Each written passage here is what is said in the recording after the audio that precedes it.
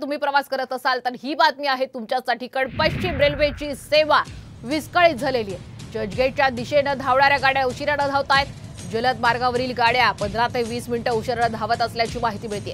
त्यामुळे चर्चगेटच्या दिशेने धावणाऱ्या गाड्या उशिराने धावत असल्यामुळे चाकरमान्यांचे सध्या हाल होत आहेत। अधिकचे अपडेट घेऊयात आमचे प्रतिनिधी सचिन गाड यांच्याकडून। सचिन, पश्चिम रेल्वेवर नेमकी रेल्वे वाहतूक विस्कळीत का झालेली आहे, काय नेमकं यामागचं कारण आहे आणि सध्याची काय स्थिती आहे?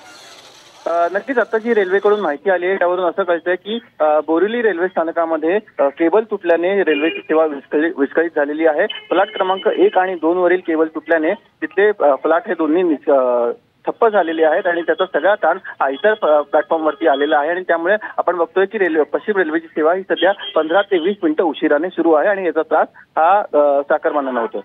जलद मार्गावरील वाहतूक 15 ते 20 मिनिटं उशिराने धावते, मात्र कधीपर्यंत ही सेवा पूर्ववत होईल?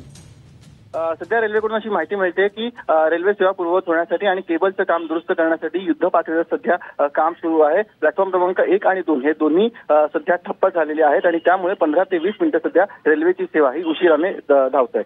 धन्यवाद सचिन, आपण दिलेल्या संपूर्ण अपडेट बद्दल। तर पश्चिम रेल्वेने प्रवास करत असाल तर सध्या जलद मार्गावरील वाहतूक 15 ते 20 मिनिटं उशिराने धावतायत आणि त्या अनुषंगानेच आपण पाहतोय मुंबईकरांनी आपला प्रवास आणि त्याचं नियोजन करणं आवश्यक आहे।